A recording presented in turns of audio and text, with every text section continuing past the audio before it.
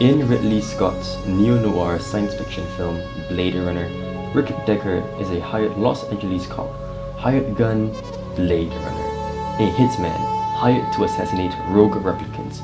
Replicants are androids designed to look like humans, meant to carry out undesirable tasks humans do not wish to do. Deckard is hired to kill 4 replicants who started a bloody mutiny on an off-world colony. In his investigation, he is met with Rachel, a replicant who can depict human emotions.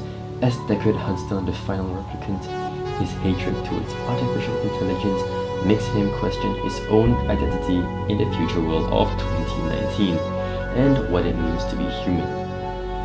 Blade Runner stars Harrison Ford as Rick Deckard, Sean Young as Rachel, Rutger Hauer as Roy Batty. Blade Runner has seen its fair share of numerous releases. Its premiere in 1982, but many other remastered versions and cuts were released subsequently, the final cut being released in 2007. Blade Runner, uncomfortable, gritty yet spectacular, tore critics and audiences apart. Opening weekend boasted a modest $26 million. Moreover, it won 2 Academy Awards. I knew the world I wanted to create, which was a combination of Hong Kong before any skyscrapers. Ridley Scott designs a futuristic world upon the identity of modernity. The beautiful, dystopian, futuristic city of 2019 Los Angeles presents a clear contrast of 2 worlds within the same city.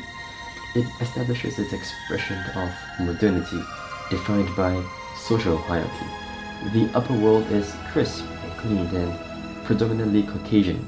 The bottom world is multicultural, dirty, and chaotic. The urban decay takes hold of the city like a plague. Blade Runner belongs to the cyberpunk theme, a subgenre of high-tech and low-life.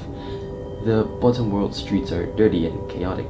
People dressed shabbily and carry umbrellas with their shafts lit, hazy and foggy, and the streets lit by neon lights and beams of blinding light from passing vehicles overhead. It can be seen by the spaces in between scenes. Key moments like these are what adds emotional context to the film. The atmospheric shots, as we glide over Los Angeles or wave within the streets, are key defining moments in a world that is built for the future. These sequences can be compared to the animated science fiction thriller Ghost in the Shell, where an interlude in the middle of the film is what can more than easily define the city in which the film is built upon. Modeled after Hong Kong, the tight, narrow spaces, dirty, chaotic, massive, the upper world is primarily organic. In a world where synthetic materials are easily sourced, organic material becomes hard to come by, which is why animals can only afforded in black markets by the wealthy. Even so, the animals are oftentimes artificial. It's artificial? Light reflecting against the wall from a sort of fluid suggests that the liquid is ornamental. Blade Runner from the very start poses the question what it means to be human, the struggle for identity.